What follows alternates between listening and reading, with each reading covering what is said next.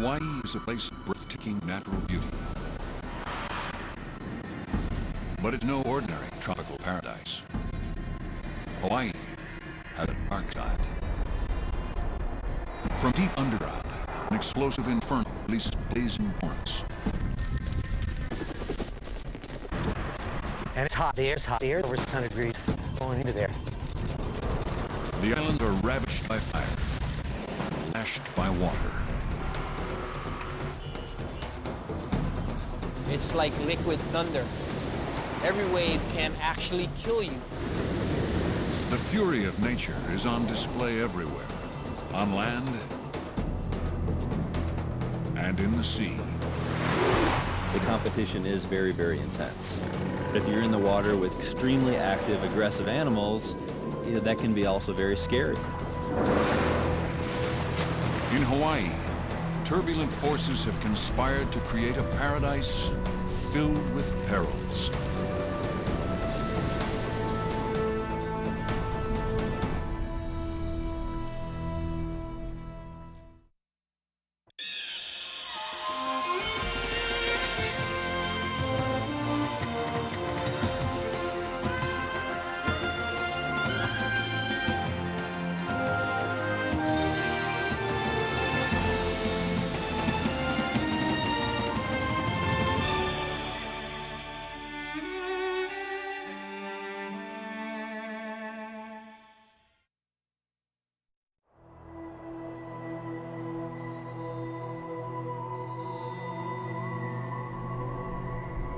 Hawaii was born in fire.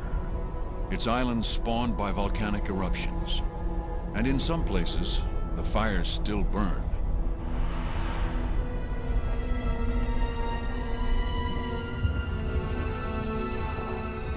On the Big Island, the island named Hawaii, Kilauea spews forth molten rock in a daily spectacle of creation. The volcano's newest cone, Pu'uo'o, has erupted almost continuously since it first appeared in 1983. The steady flow of lava over 2 decades has added more than 500 acres to the island.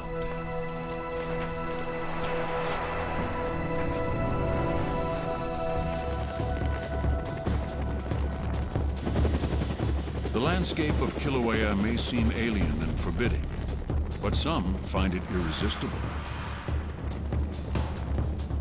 This may be the best place on the planet to observe a long-term eruption at close range.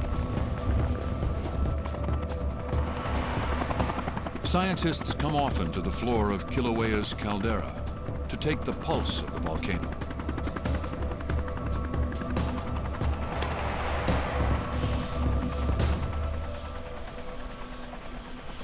Here, the ground itself is hot and treacherous, in danger of giving way to the lava that flows beneath.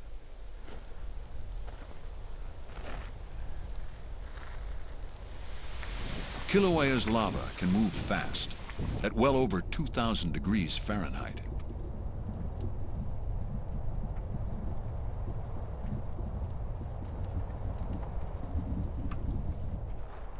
For geologists Carl Thornburg and Tim Orr, today's mission is a daunting one: retrieving samples from a fresh batch of molten lava.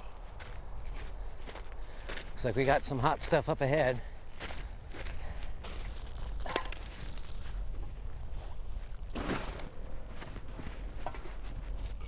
They'll quench their samples in a coffee can filled with water.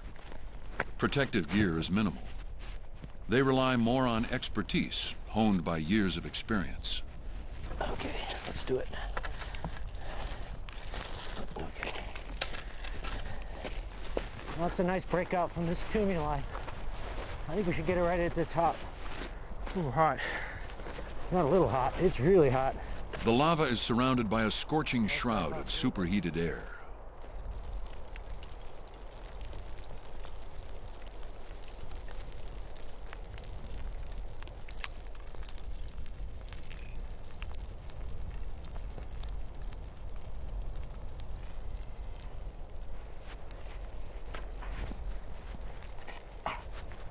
Oh, jeez, that's hot.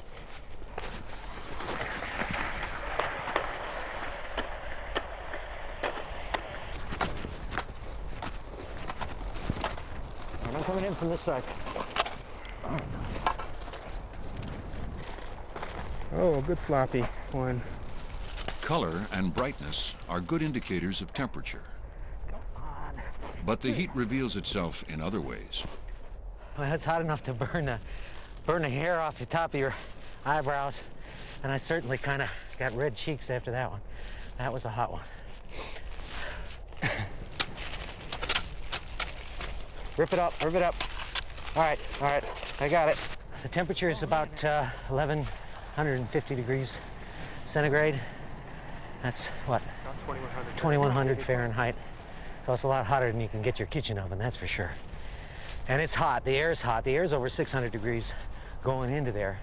So you're walking into an oven. So it's hard to get good samples but when you need them, you get them. We always get our sample, don't we, Tim? Oh, man. Oh, yeah. The composition of the lava can tell them how and where it was formed. Come on, Quint. There. All right, you got a time? It is 14:06. It can also help in forecasting changes in the eruption. Yeah, put the rest of that in, okay? Tiny fragments of lava reveal Kilauea's deepest secrets. We try to get a sample of lava as close to the vent every week, as close to the vent as we can get. It allows us to get a feel for the long-term changes, whether the eruption's going to stop, whether it's going to continue. So we get a much better handle on what's going to happen next. Figuring out Kilauea's next moves isn't easy. The volcano is always changing and seemingly inexhaustible.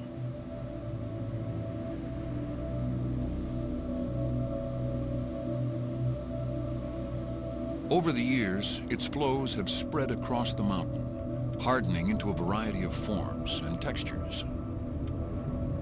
Like a river in flood, the lava moves where it will, difficult to predict or control.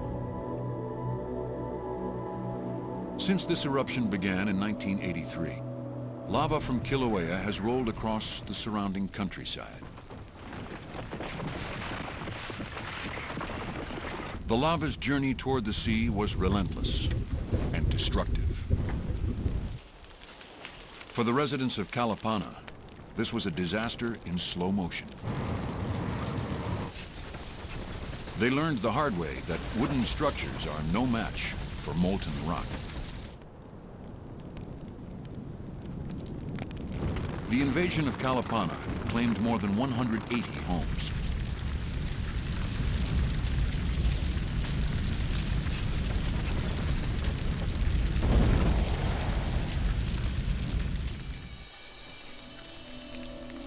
Eventually, the community was buried in a thick shroud of lava. When Kilauea's flow stops, its destructive power is transformed. As it cools and hardens, everything in its path is enveloped in a prison of stone.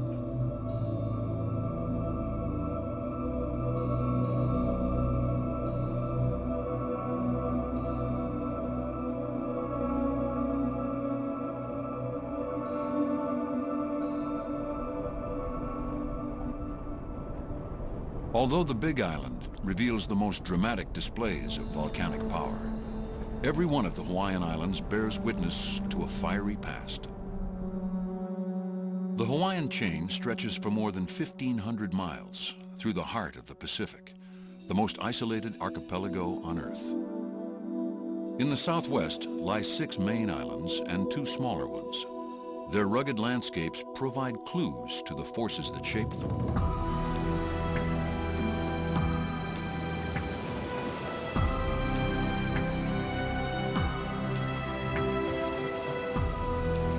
Time and tide, wind, water, and fire. They have sculpted Hawaii over millions of years.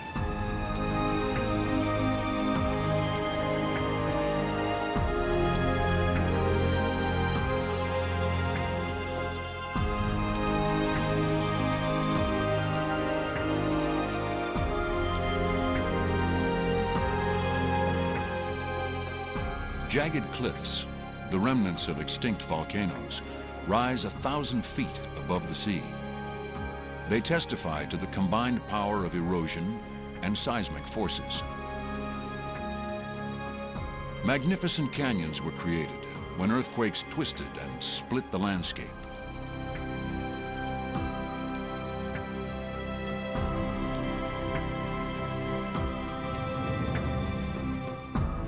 Giant craters are evidence of past eruptions and hint at new ones to come.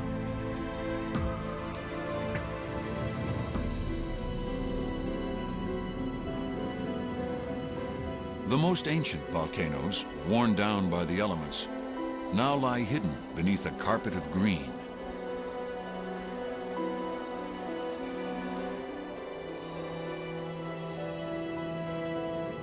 One of Hawaii's most famous landmarks, Diamond Head, looms above the beaches of Waikiki. The site is postcard perfect, but few realize that 10,000 years ago, this too was the scene of a violent eruption, as lava fountained from these walls and spilled into the sea. Today, nearly 500,000 people live in its shadow. Hawaii's volcanoes did more than sculpt the landscape. They actually built the islands from scratch. The Hawaiian chain sits atop the Pacific Plate, a shifting block of the Earth's crust. Beneath the plate lies a stationary hotspot. It produces a column of magma, creating volcanoes that gradually rise above the sea to form islands. As the plate slowly drifts northwest, each island in turn is pulled away from the hotspot, and the volcanoes are extinguished. The hotspot now sits 20 miles south of the Big Island, where it's creating a new volcano named Loihi. To see it, you have to head underwater. Keeping an eye on the young volcano, scientists like Terry Kirby journey down in a manned submersible. We never know what we're going to find in there from year to year, and this year there was a little more anticipation because we heard that there was some seismic activity.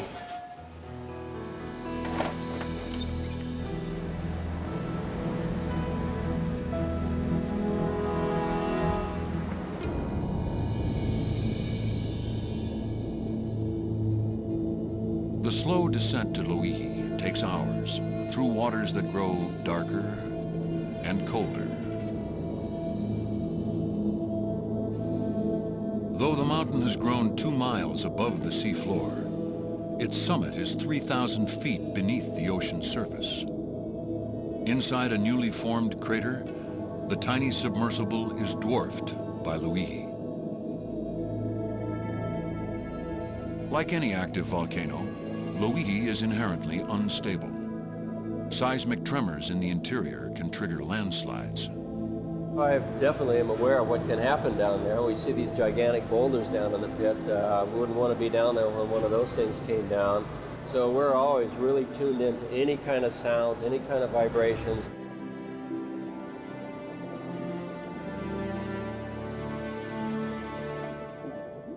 A few species have adapted to this hostile environment, managing a precarious existence.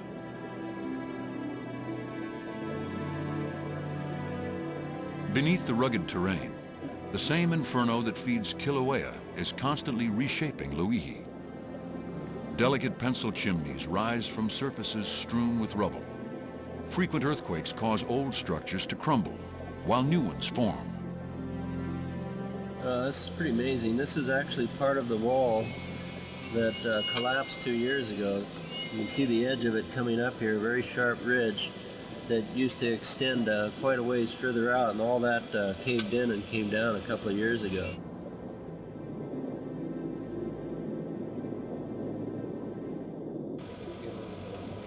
As part of their routine survey, they'll check the volcano's temperature.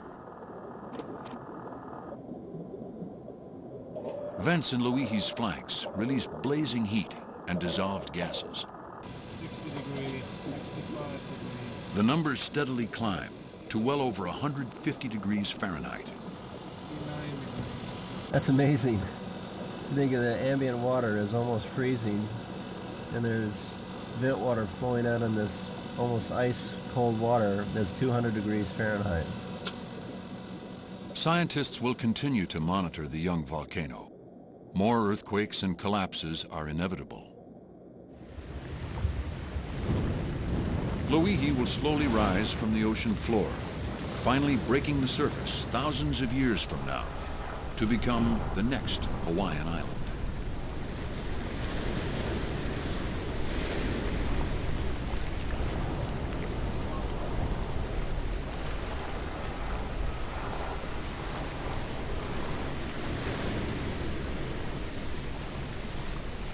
When it emerges from the sea, Loihi will be barren and lifeless, like every new volcanic island.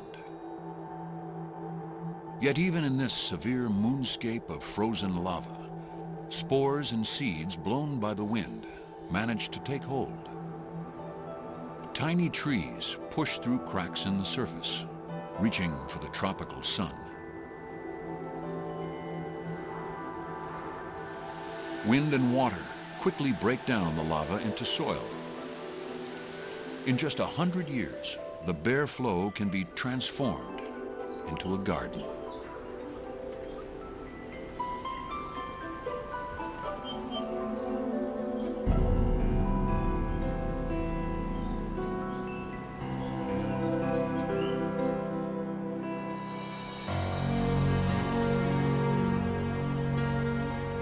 Here in the relative desert of the surrounding Pacific, Hawaii's rich volcanic soil has made the islands oases of fertility.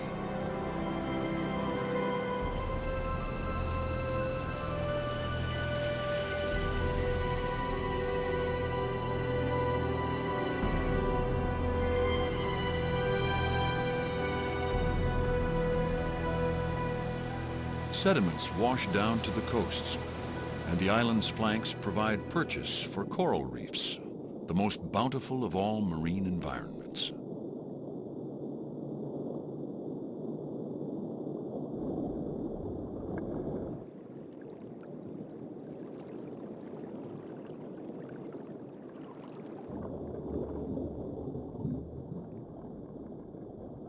The Hawaiian waters are a welcome refuge for a wide range of creatures, many of them migrants.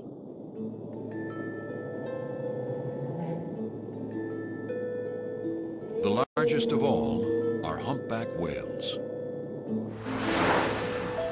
Each winter they arrive by the thousands from colder latitudes.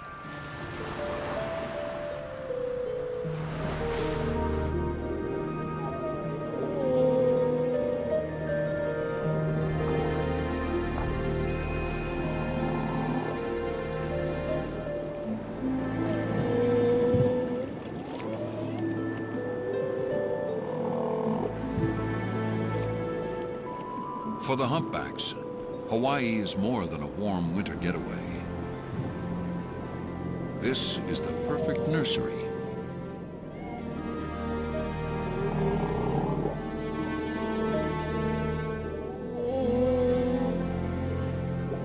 Here in Hawaii, females can give birth and nurse their young in safety, free from the threat of killer whales.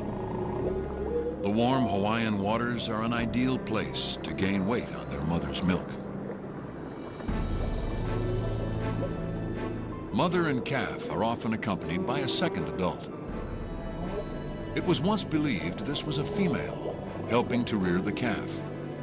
Now we know the escorts are always males, and these charming creatures are revealing a darker, more aggressive side.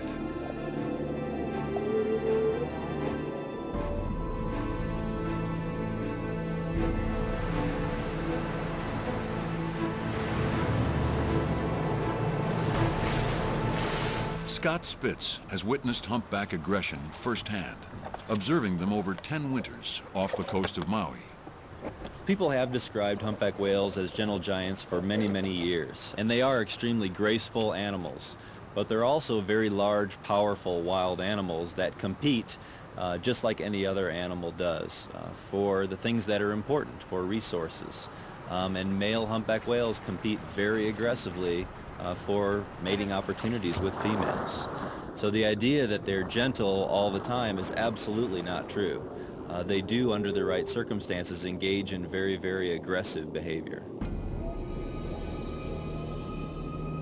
The humpbacks form large, competitive pods of as many as 20 males with a single female.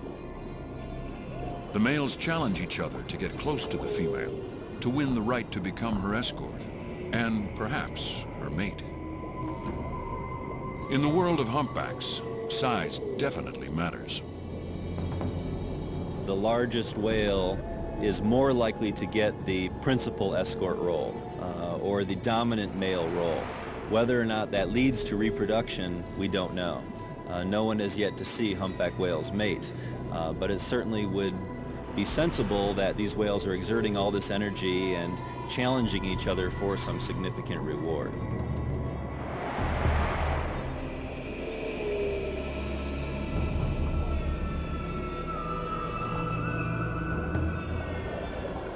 Many of the whale's challenges are almost imperceptible to humans.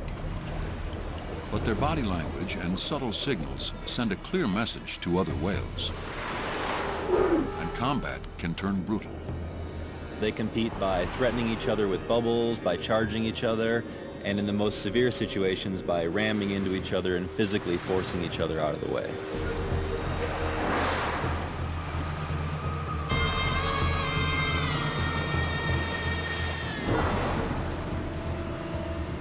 When a large group of males is involved, the competition heats up, and a series of duels can last for hours.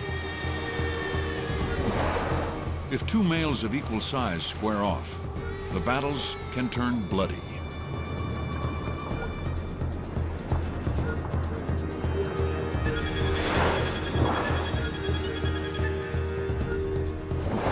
Fins and blowholes can be rubbed raw.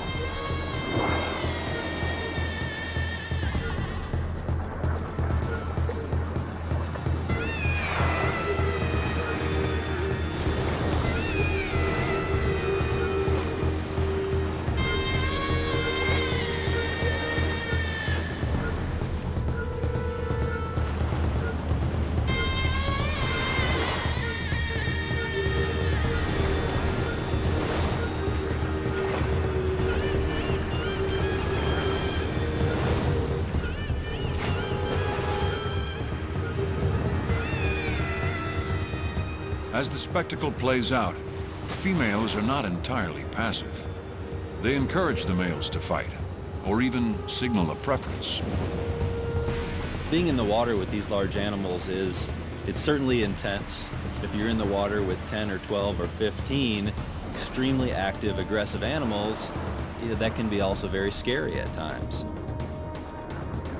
Whales are jostling for position, they're blowing bubbles, this decreases the visibility, they're moving very rapidly in unpredictable directions, so you really never know exactly what you're going to see when you get in the water with a competitive group. There is always a chance that you're going to be in the wrong place at the wrong time.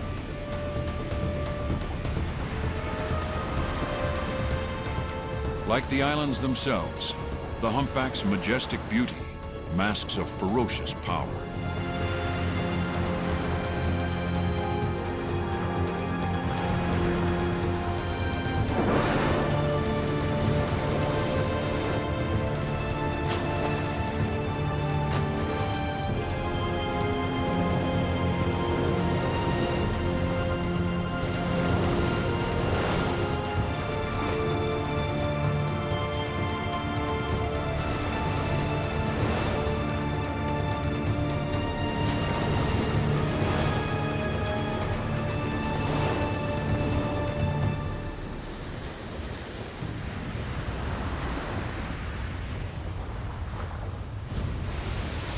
There is another winter visitor to the shores of Hawaii, another giant with a violent side. Storms as far away as Siberia hurl huge swells across the North Pacific. When they finally break, the waves can rise 70 feet, propelled at more than 40 miles an hour. It happens on the north shore of Maui, on a stretch of coastline called Pe'ahi. Today, both the waves and the beach are known by a new name, Jaws. Monster waves like these are seen only rarely, usually during the winter. But the surf here is always dangerous, and a team of lifeguards watches over Maui's beaches year-round.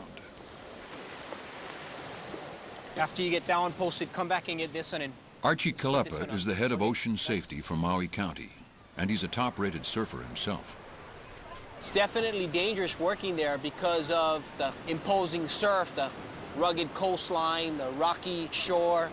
Cleo, is that Andy out there? Archie knows the dangers of big waves and their attraction. Once you've accomplished being in that environment, surfing those kind of waves, you kind of live for that moment. And when it's not here, that's all you can think about.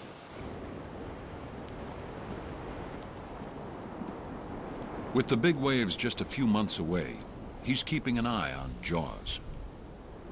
If you look, you'll actually see some swells that are starting to come in.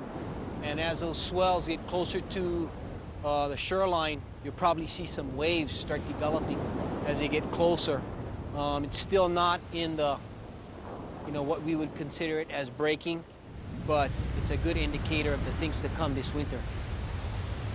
When the big waves arrive, they'll be unlike those that break anywhere else on the islands. They're formed by the unique coastline at Jaws, lifted and amplified by an underwater ridge of lava and coral. Incredible as it may seem, intrepid surfers journey from all over the world to take them on. A ride at Jaws may last less than half a minute, and the next crushing wave can break in a few seconds. But surfers will risk their lives for the challenge. If you're gonna go out there and surf that place, it goes far beyond training just to be able to surf. You're training to survive. It's an incredibly dangerous place to work. The waves at Jaws can swallow surfers and lifeguards in an instant. The lifeguards train all year to perform high-speed rescues in thundering surf. So you have to have good personnel that you can trust, that you can work with, that has good communications.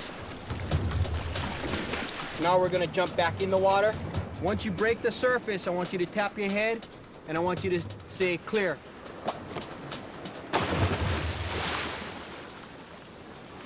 Clear. Good.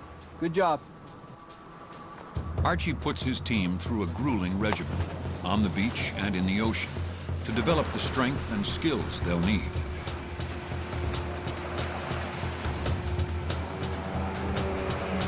Wave runners and special rescue boards make their mission possible.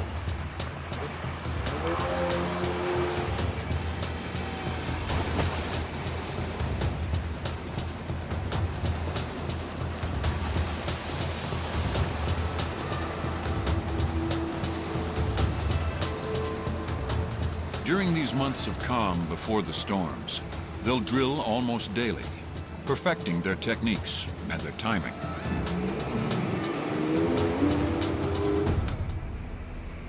This is not Jaws, but it'll be here. And when it's here, you'll know.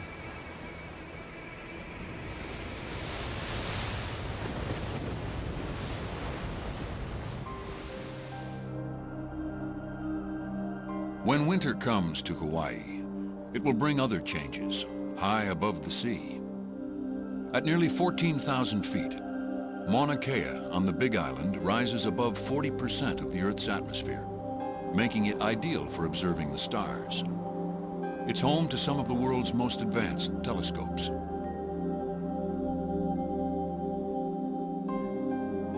The summit of Mauna Kea is usually barren and dry.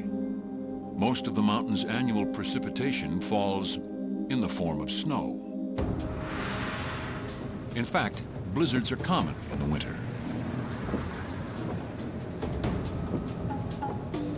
Winds can top 70 miles an hour. Roads become impassable, and drifts leave observatories snowbound.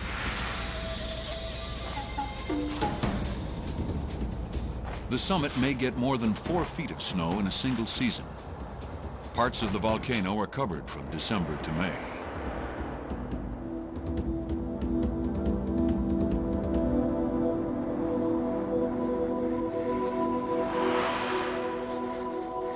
In midwinter, the top of Mauna Kea no longer looks like Hawaii at all. The ancient Hawaiians knew all about the volcano's uncommon climate. That's why they named it Mauna Kea, the White Mountain.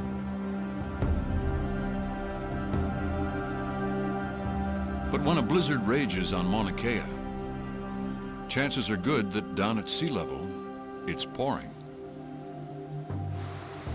Torrential storms are common here, and annual totals are often measured in hundreds of inches. Rain can be both nourishing and destructive.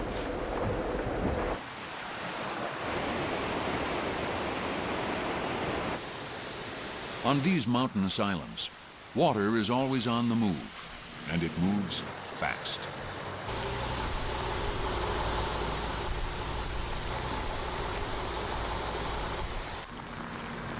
Waterlogged hillsides eventually give way, with disastrous results.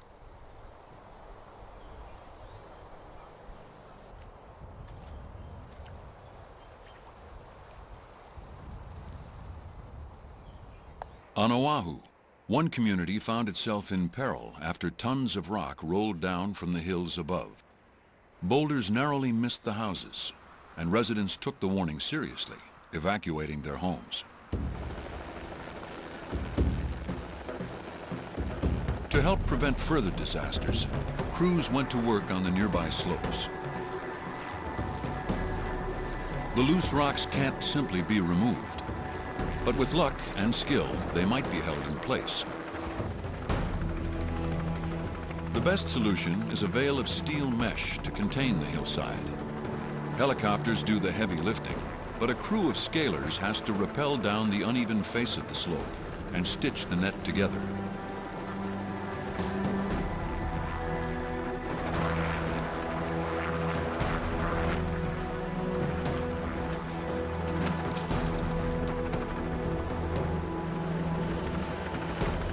Their work may keep the rocks in check here, for a time. But in Hawaii, erosion is part of the natural order. What the volcanoes have built up, wind, water, and seismic forces will inevitably tear apart. You can see it on the Big Island, on the southwestern flank of Kilauea. The Great Crack is an 8-mile-long fissure, up to 40 feet wide and 70 feet deep. It opened during an eruption in 1823, but its future remains unclear. Some scientists believe this fracture might act like a giant hinge, detaching one part of the island from the rest. Clues may lie hidden deep inside the crack itself.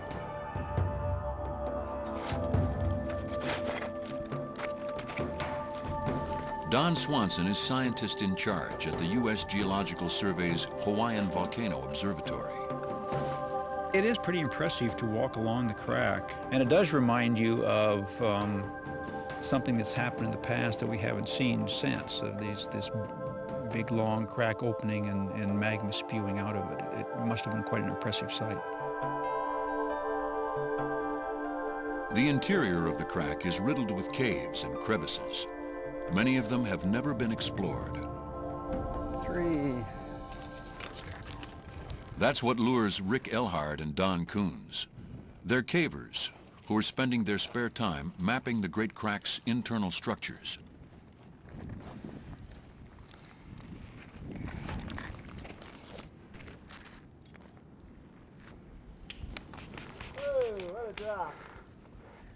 Once we get beyond 2 or 3 of these pitches, there's a dam. We know almost definitely that we're the first people to ever be there.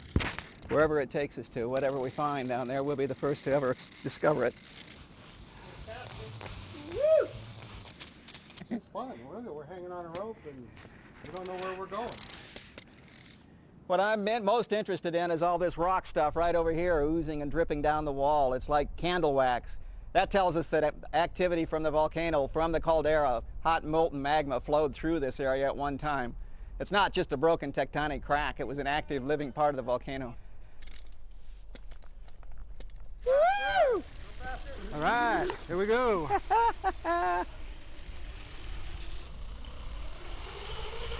Coming on top of you. Looks like a blowing hole to me, Don. You can feel the draft from here. Just feel the cold air. It's coming right straight down that slope. It looks awesome. I could look right into the darkness on the inside. You thought those were stouls, but it kind of looks like ferns on there. Might be. I don't know. It's blowing enough air, and I love that patina. That had flow. There was something moved through there. Oh, holy moly. I bet that puppy dropped. To gauge the depth of the cave, they'll use a technique that's simple but effective. Gotta go. Let's just tumble it in and see what we can hear.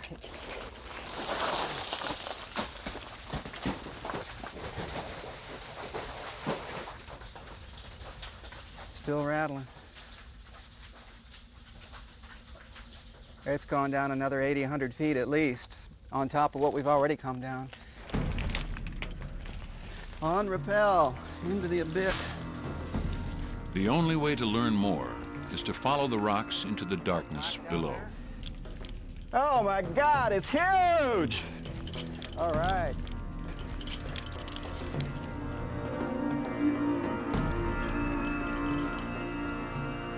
Monstrous big cave down here.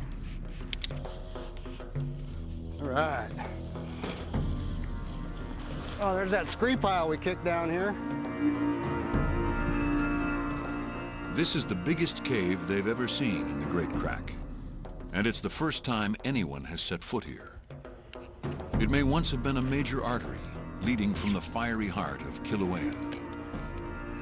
My left wall is about 15 feet.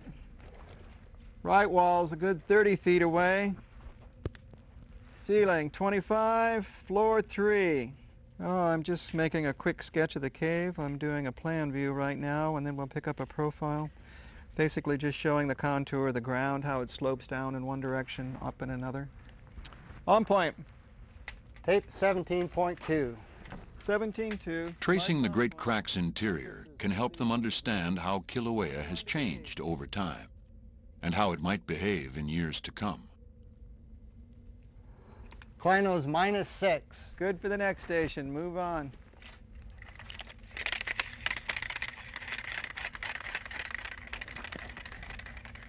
Some believe a future eruption could cause the Great Crack to split further, perhaps causing the entire southern edge of the Big Island to slide away into the sea.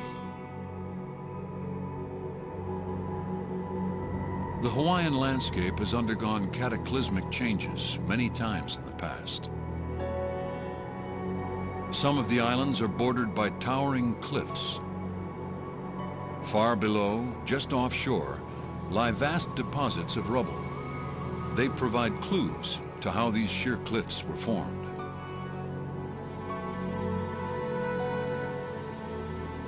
Walter Dudley is a geologist at the University of Hawaii. These enormous, majestic cliffs behind me for years have puzzled geologists by their sheer size.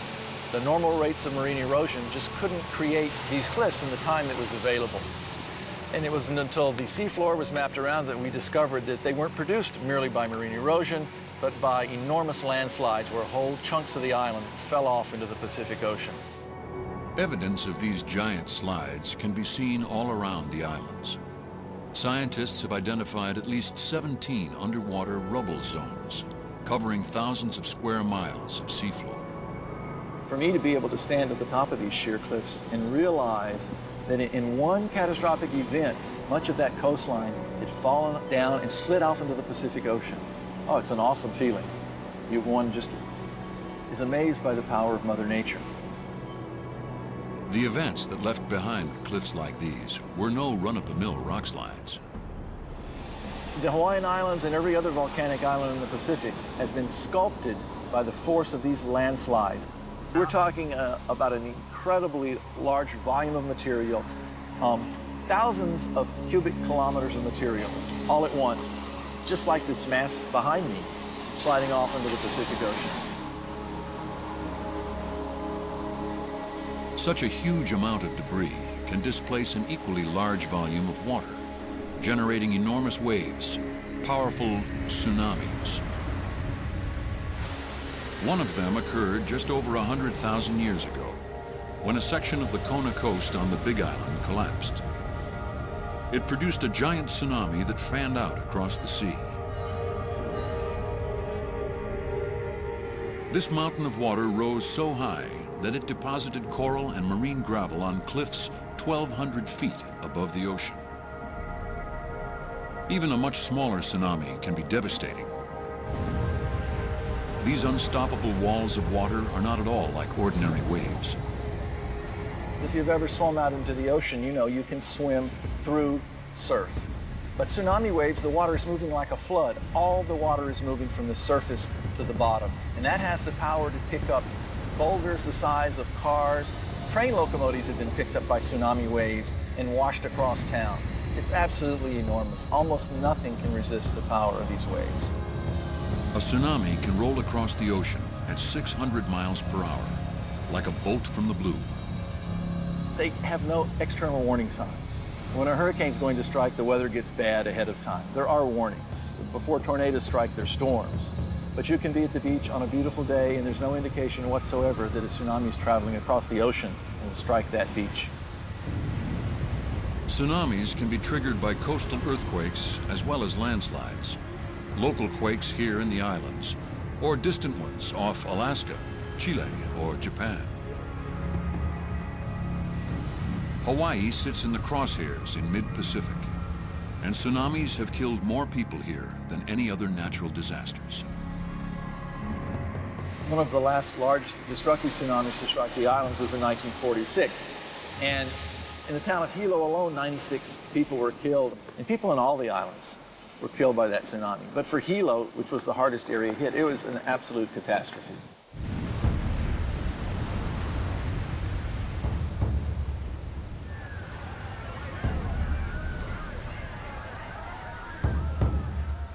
The 1946 tsunami was generated by a quake in the Aleutians and rolled across 3,000 miles of ocean before slamming into Hilo. It destroyed most of the buildings that fronted the ocean. It went in several blocks in some places.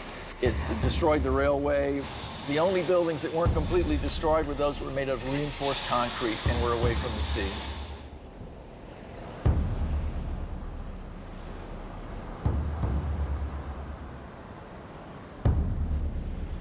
Today, an early warning system is in place offshore to save lives.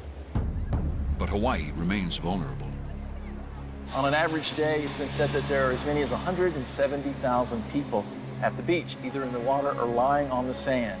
They're all within 3 feet of the sea. Even a 5-foot tsunami wave could seriously endanger all of those people. And if 10% became victims, you'd have a disaster of enormous scale. Imagine 17,000 casualties. A 5-foot tsunami would be bad enough.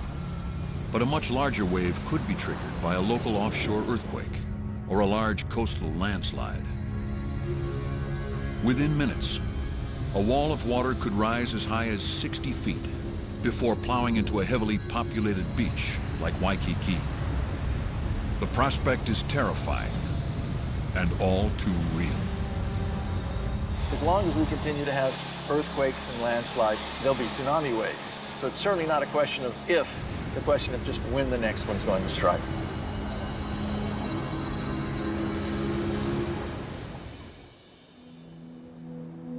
Fortunately, tsunamis don't happen that often. But large waves can be counted on to batter the Hawaiian coast.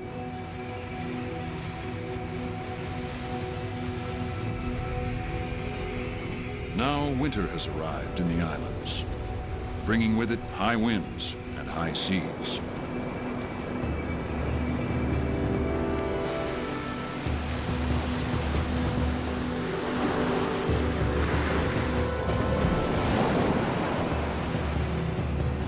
At Pe'ahi, Jaws is at full throttle. Wave-hungry surfers are ready for it. And so is Archie Kalepa. Jaws is here, and this is what we prepare ourselves for year after year after year, the training that we go through when the surf's small, when the surf's medium, when the surf is big. Today it's here, and you know, we're going to get first-hand experience. We're going to go on a patrol. Our guys will see up front, up close, the magnitude and the power of Mother Nature and what it possesses.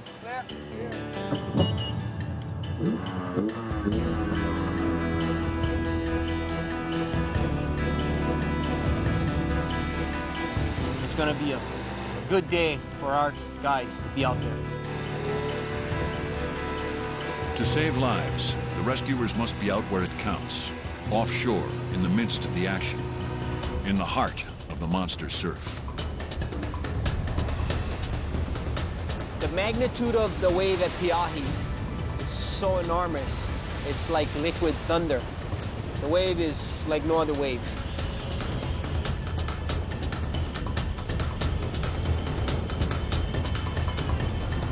When I look at Jaws, it brings fear, it's a heavy adrenaline rush, and it brings excitement.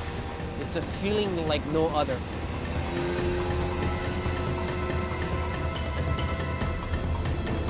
All these thoughts start going through your mind, how you gotta be prepared physically, mentally, spiritually. You gotta imagine yourself making it through every wave, because every wave can actually kill you when Jaws is really happening. Buzzy Kerbox is a professional big wave surfer and a Jaws aficionado. There's nothing like it. It's the Everest. It's the big. It's the ultimate.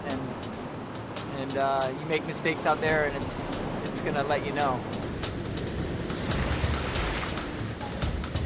I've had some bad ones where I'm just getting ragdolled underwater, getting dragged, and you don't know which way's up, or you don't know. It seems like you're just going with it, so it seems like it's never gonna end. And then eventually you kind of get out of the grasp and can get up. What's scary is a lot of times by the time you get up, the next one's right there, so you get one breath and you got to be ready for another one. Maybe we weren't meant to surf Jaws, because every wave that you ride out there, whether it's 10 feet, 20 feet, or 30 feet, it's life-threatening.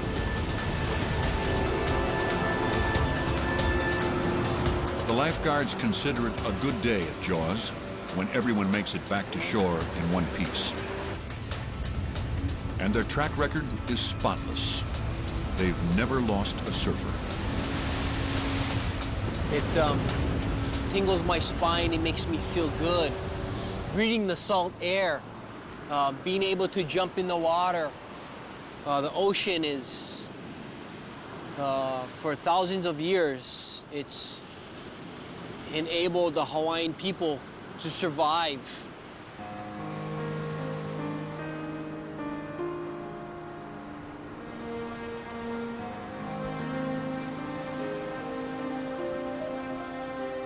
You know, I feel really gifted to be a Hawaiian, to grow up here in Hawaii and to have the ocean as my playground.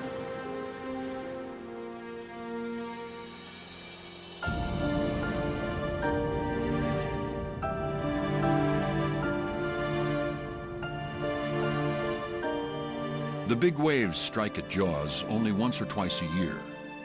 But on Kilauea, the lava never sleeps.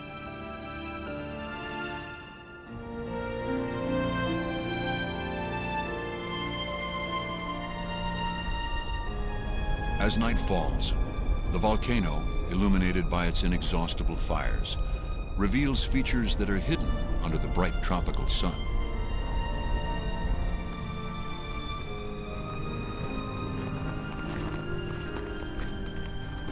Carl Thornburg and Tim Orr often come here to observe Pu'u'o'o after dark, seeking out new vents and monitoring the eruption.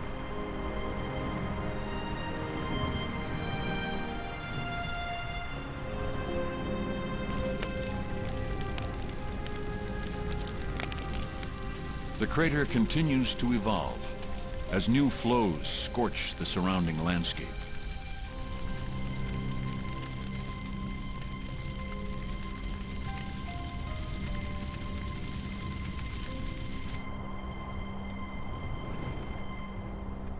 We're observing one of the vents within the Pu'u'o crater. It's an opportunity to grab some of the samples of material that is beneath our feet here within the crater.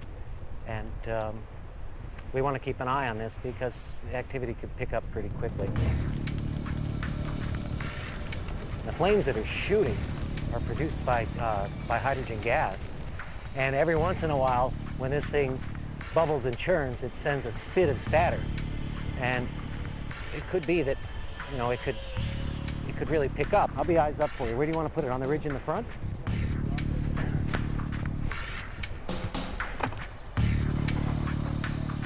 So we're waiting for a good spit. We've got 3 or 4 samples of this. Tiny shards of volcanic glass, called Pele's tears, provide clues to the volcano's internal chemistry. So that's fantastic. These are fantastic samples. Yep. But we don't want to hang around here too long. The stunning displays of Kilauea belie its dangers. Kilauea is not simply a tourist attraction. It's a real hazard, and you can see that when you're out here working. It lends a perspective to what you consider to be paradise, the island of Hawaii, that most people don't appreciate.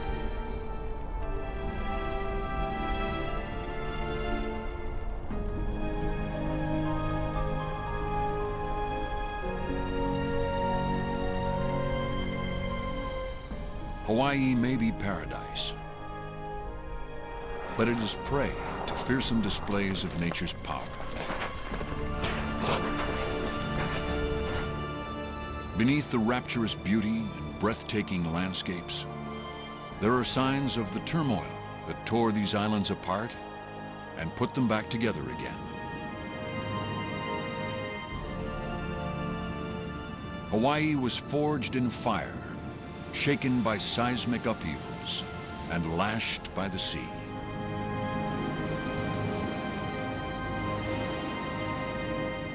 And yet, it is these violent forces that have made Hawaii a crucible of creation.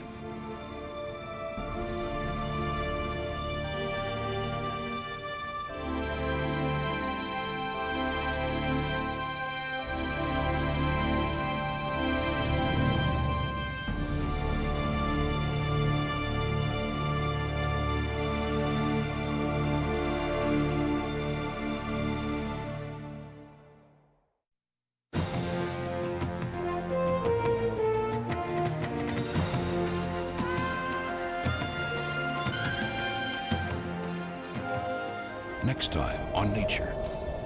Prowling the Himalayas is one of the most rarely seen creatures on Earth, the snow leopard. Veteran filmmaker Hugh Miles and his team fight freezing temperatures and dangerous altitudes. Sometimes these mountains can feel unrelenting.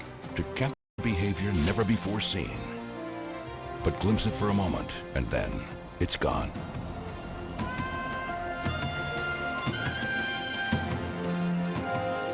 To learn more about what you've seen on this nature program, visit pbs.org.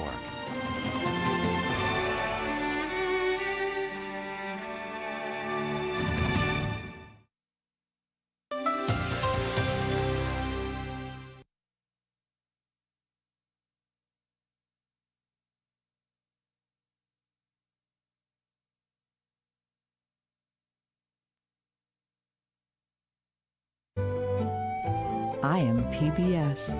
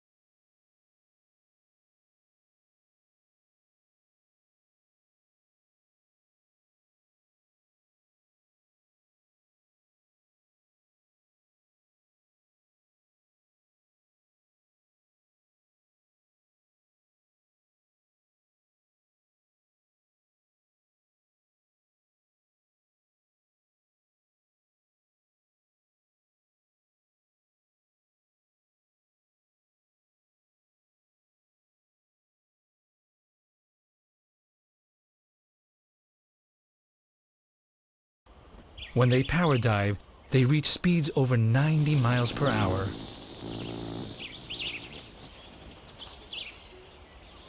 The wings beat 200 times per second, and the heart rate is a staggering 1,000 beats per minute. The male's display not only drives off intruders, it also attracts females. Like the male, she has huge energy needs.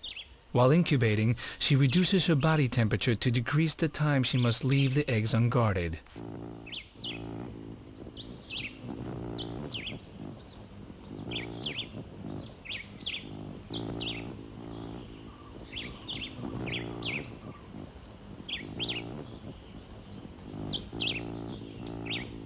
These smallest of birds live on an energy knife edge.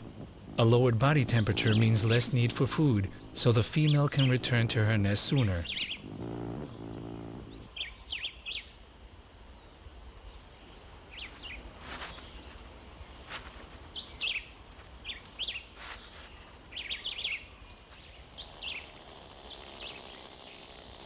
The male guards his patch of forest not for the benefit of the female, but for his own. For the territory holds his most precious resource, flowers. He may sip from as many as 2,000 flowers a day to obtain the nectar he needs to fuel his energetic lifestyle.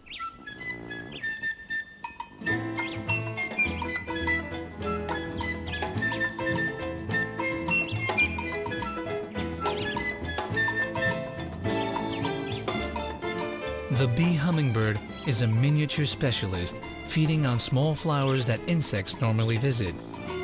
The reason is the ancestors of the bee hummingbird did not have Cuba to themselves.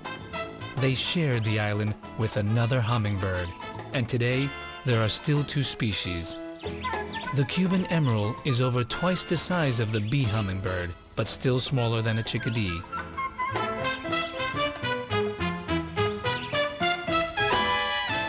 The Cuban emerald, like the smaller bee hummingbird, is found nowhere else on Earth. The 2 hummingbirds evolved on Cuba, and by becoming different in size, avoided competing with each other.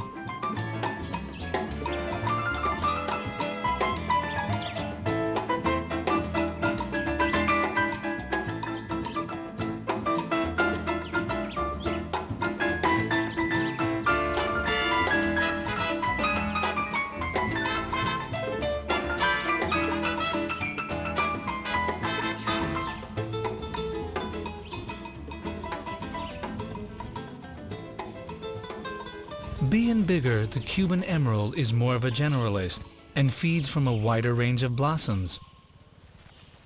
They include this curiously shaped flower, but this blossom is not designed for hummingbirds.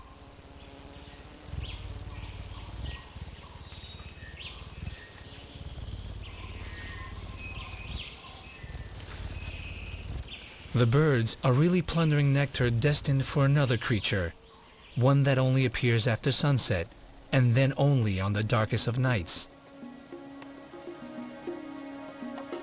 These creatures shun light and can only be recorded by infrared or black light. Nectar-feeding bats fly as far as 50 miles in search of food.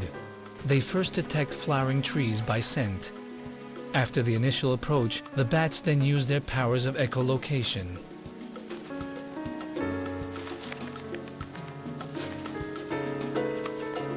The flower's shape reflects a narrow beam of ultrasound back to the bats, guiding them to the nectar.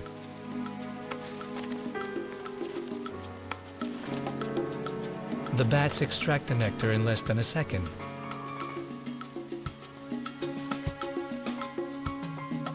Nectar is a rich source of energy, and the bats quickly fill their stomachs and then return to their caves. Here, the nectar-feeding bats are not alone, for there are over 30 species found on Cuba. Like the birds, the different kinds of bats arrived over many millions of years. Many of the secrets of Cuba's bats have been discovered by Professor Gilberto Silva. He studied them for over 50 years. Cuba is largely composed of limestone and is riddled with caves. There is a higher density of caves in Cuba than any other place on Earth. This particular cave is the home to a rather special bat. Years ago, when Gilberto first entered its sleeping chamber, he nearly died. There was so little oxygen to breathe. How the bats survive in their anoxic chamber remains one of Cuba's mysteries.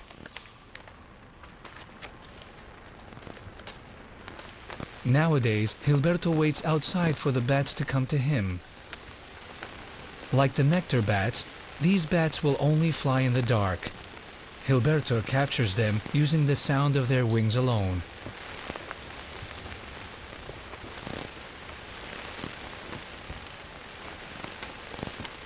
Only when safely in the hand can he use a lamp. The butterfly bat has that very Cuban characteristic of being small. In fact, it can claim to be the smallest bat in the world. Like the diminutive hummingbird, this tiny bat can only be found on Cuba.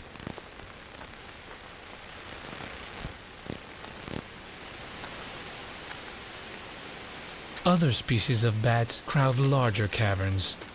The combined body heat of hundreds of thousands of them raises the temperature to over 110 degrees. The urine-soaked floor ensures the chamber is very humid. Perfect for bats, but purgatory for anyone other than a dedicated bat scientist.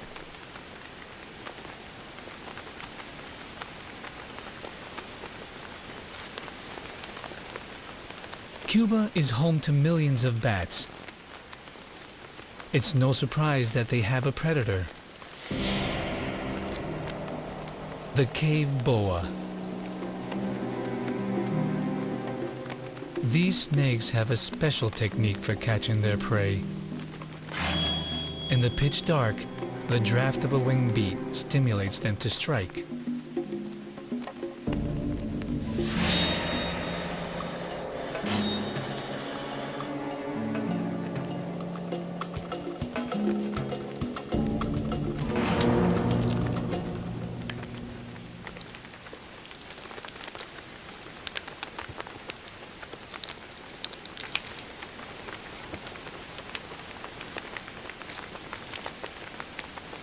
The caves that are home to the snakes and bats were formed by underground rivers.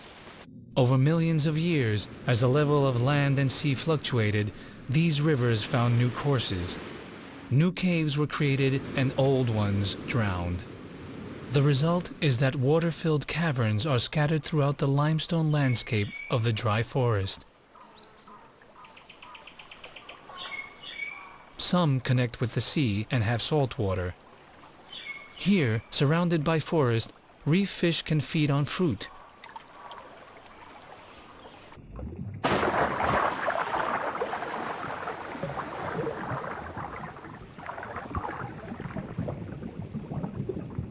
These caverns reveal their past to divers.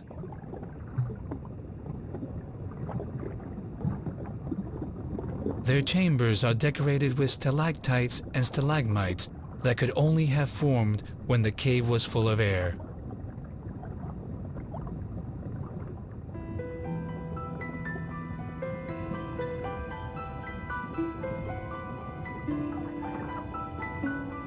The water is crystal clear, filtered by its journey through the limestone, and light can penetrate deep into the cavern.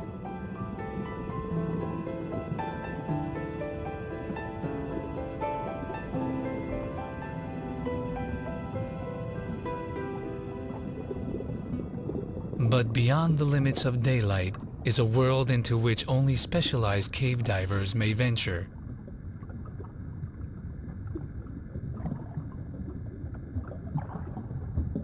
The divers always explore as a team, for this is dangerous work. The caves are a labyrinth of passages and chambers.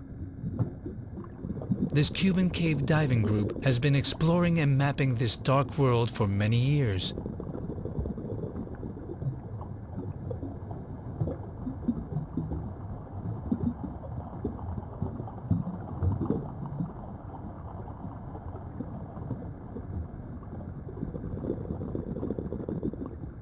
These inner recesses of the Cuban underworld hold their own secrets.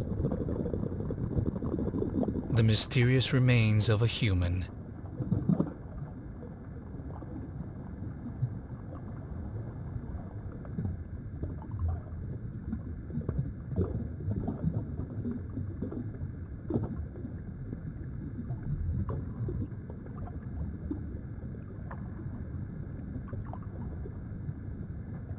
But there is life here too, over 500 yards from the surface, beyond the narrowest of passageways.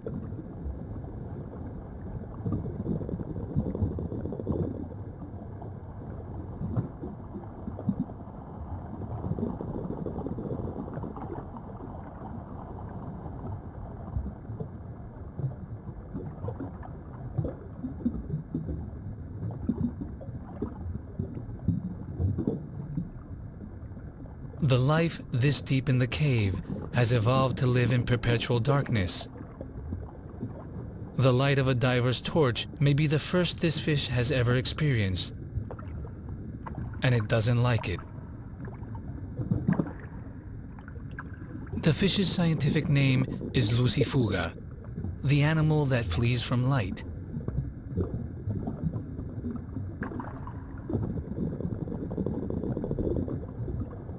Little is known about these unique Cuban cave dwellers, for they are rarely visited. It is thought they evolved from fish that lived in the depths of the sea. That dark world may well have prepared their ancestors for life in these caverns. Here, they slowly lost their eyesight and the pigment in their skin, becoming mysterious ghost-like creatures.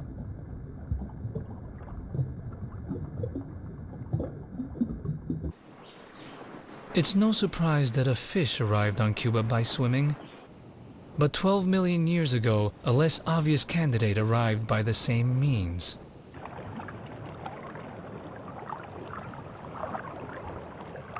The ancestors of this lizard, the rock iguana, crossed the sea from Central or South America, a distance of 125 miles or more.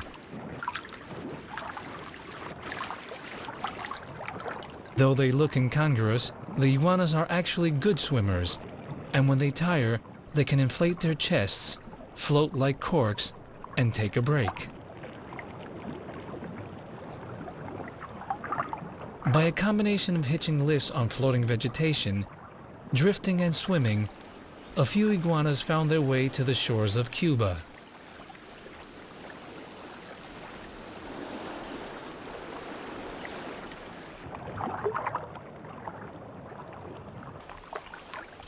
Those that did became the founders of a dynasty.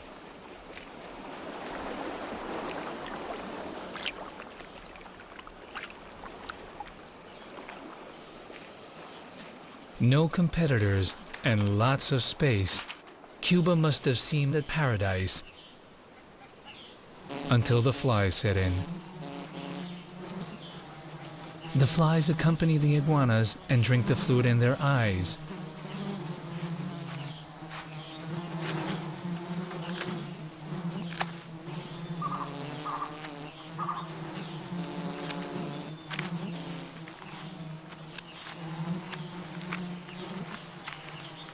Unlike the bee hummingbird and the butterfly bat, the iguanas grew large.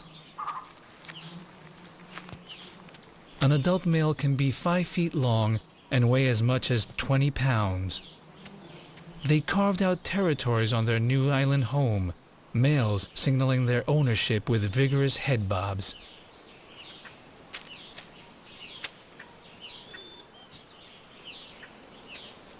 If an intruder ignores the message, direct action is called for.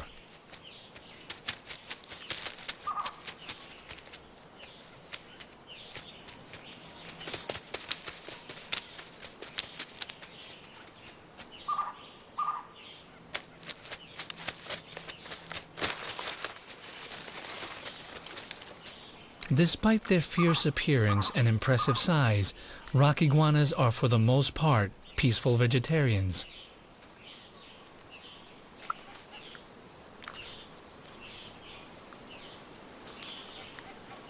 The iguanas arrived on Cuba before the crocodiles and many of the birds, bats, and fish. But another kind of lizard had colonized Cuba long before the iguanas. They were carried to these shores on rafts of floating vegetation as long ago as 30 million years. At that time, the sea level was changing rapidly, turning mountain ranges into islands. And isolated on each island, new species of these small anolis lizards evolved.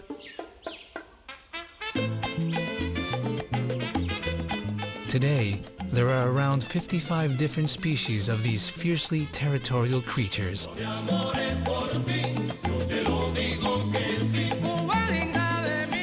Some species are adapted to life on the rocky forest floor.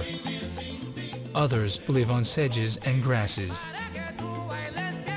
Many dispute for space on the bushes and low trees. They all have a dewlap, but have evolved different ways of showing it off.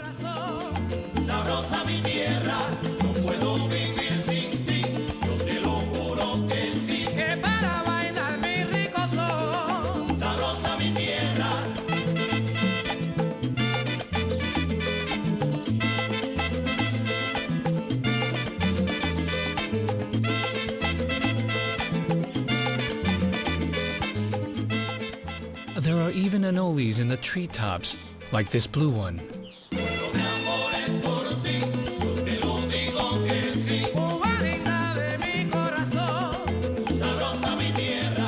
The story of the anoles is a clear example of an ancestral animal evolving into many different species to fill all the different habitats. Despite their variations, the vast majority of anoles have the same lifestyle. They are fast-moving insect hunters.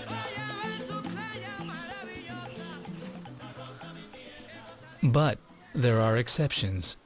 This treetop anole is a slow-moving snail eater. You don't need to move quickly when you eat snails, but as a consequence, this anole is plagued by mosquitoes.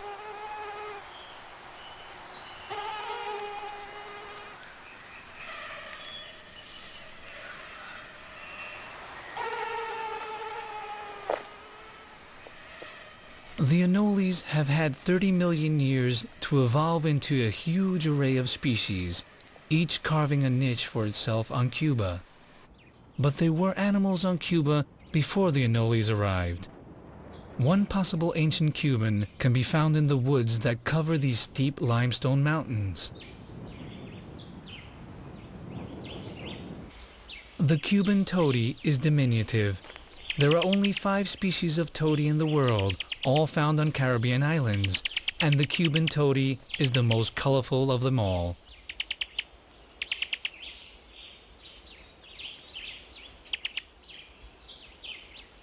Toadies defend a tiny patch of forest, rarely leaving their territories. They feed by snatching insects off leaves, flying no more than a few yards on short rounded wings. Is it conceivable that this tiny bundle of feathers would have flown 125 miles across the sea to Cuba?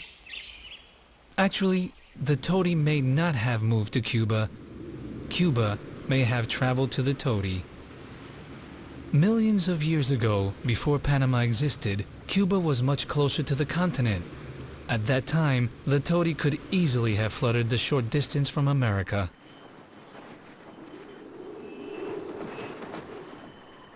In Cuba's remote rainforests live other creatures that can claim to be ancient Cubans, their ancestors joining the island before the toady.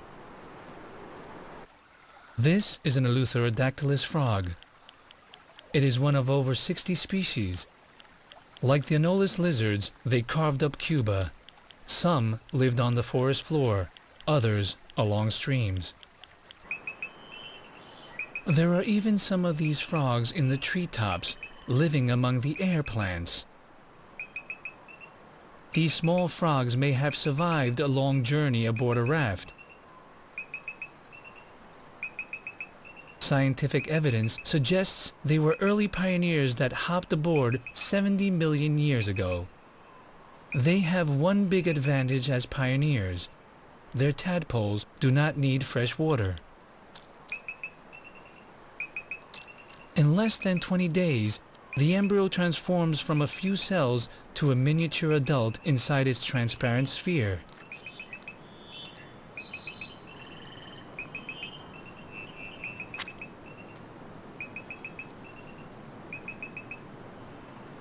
This remarkable adaptation allowed the frogs to live far from water.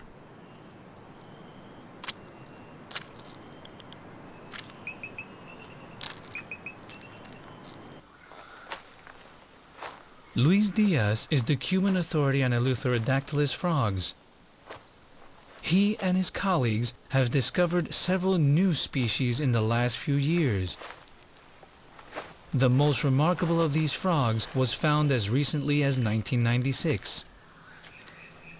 They live in the leaf litter of the rainforest floor.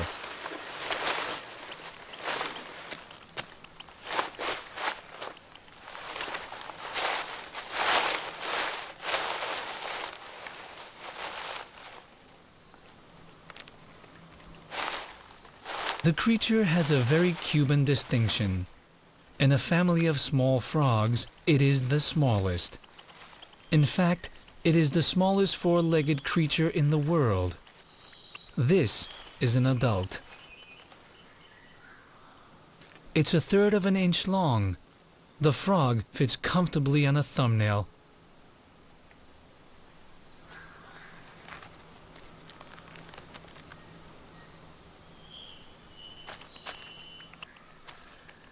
At this size, a female can only produce one egg.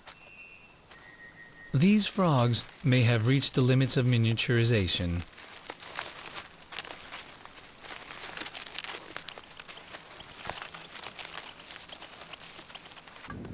Cuba's journey didn't start 70 million years ago when the frogs joined. It was on the move before then. Going back in time, Cuba was not in the Caribbean. It was in the Pacific.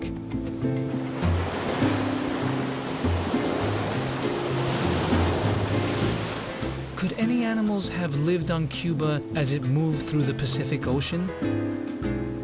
For part of that journey, Cuba itself may have been submerged. So the seas are the most likely place to look for an animal whose ancestors may have prowled the rocky shorelines of Cuba around 80 million years ago. The Goliath grouper lives in rocky canyons and caves. Today, it can be found in both the Caribbean and Pacific, so its ancestors might have patrolled Cuban Pacific waters long ago. It ventures out at night onto the sandy plains of the seafloor. It has an Epicurean's taste for lobster, but a glutton's appetite. This Goliath grouper weighs 440 pounds, and so a 4-pound spiny lobster is just a bite-sized snack.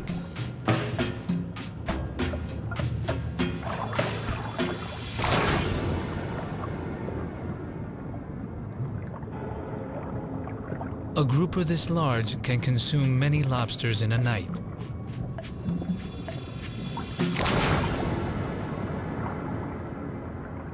All big groupers are females. The males change sex as they grow.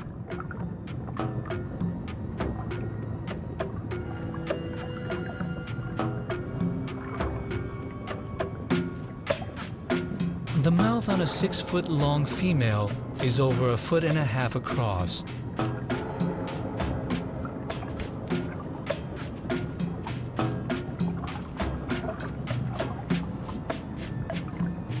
Plenty of room for another lobster.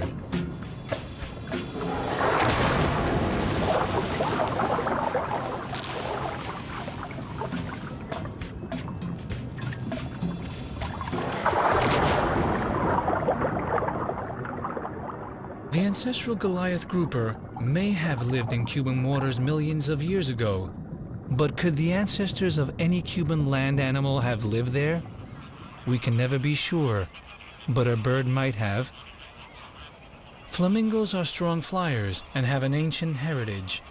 There are fossils from over 50 million years ago. ancestral flamingos could have colonized the muddy shores of an ancient Cuba.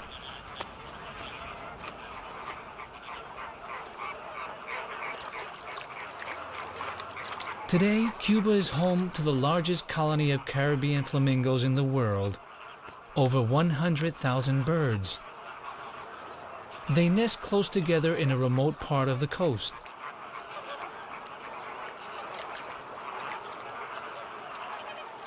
They seem to need the company of other flamingos, but still bicker over space.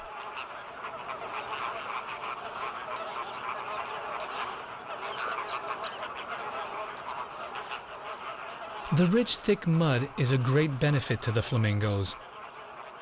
It stops predators from approaching the colony, and it provides the raw material for the nests. But it also clogs the feathers of the nesting birds.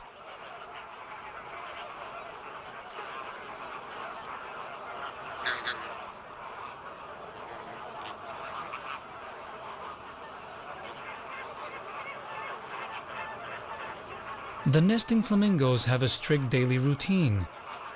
They sit during the heat of the day to protect the egg from the tropical sun.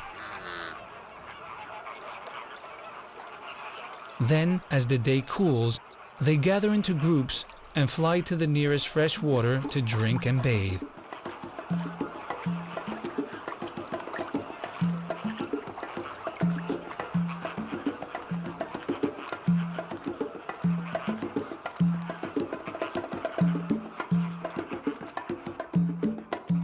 This could be an image from the distant past, a daily routine that may have taken place millions of years ago.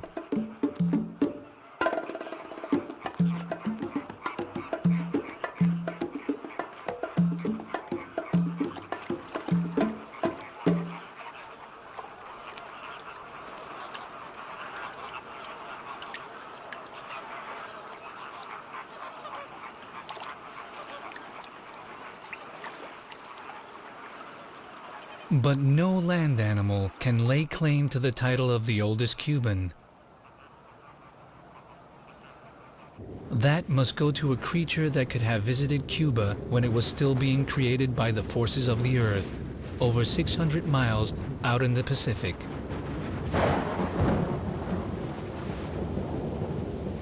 Cuba then would have been a raw, new island with little vegetation.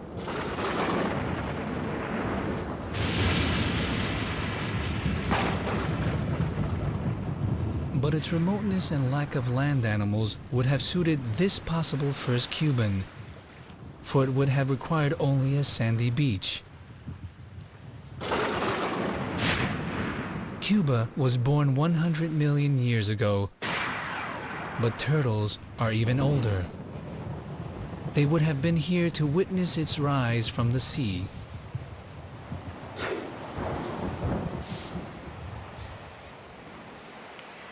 Female turtles only come ashore to lay their eggs. Dry land is not their world, and they are clumsy and uncomfortable here.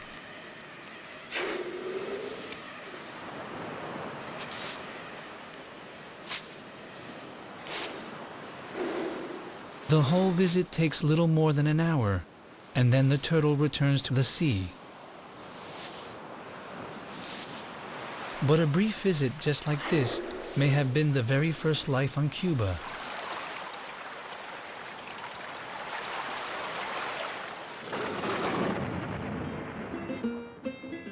The story of wild Cuba runs for 100 million years. In that time, as the island moved from the Pacific to the Caribbean, many creatures have arrived on its shores. Today, their descendants live alongside more familiar Cuban icons. But it is these unique creatures that make Cuba the wild island of the Caribbean.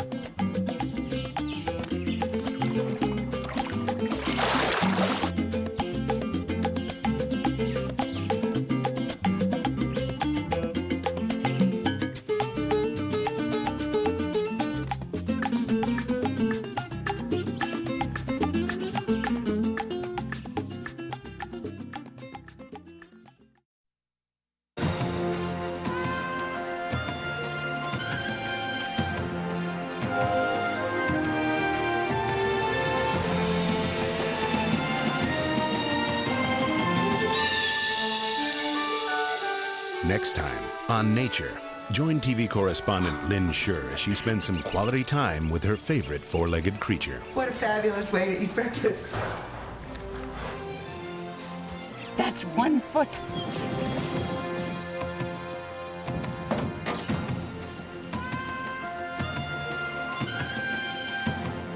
To learn more about what you've seen on this nature program, visit pbs.org.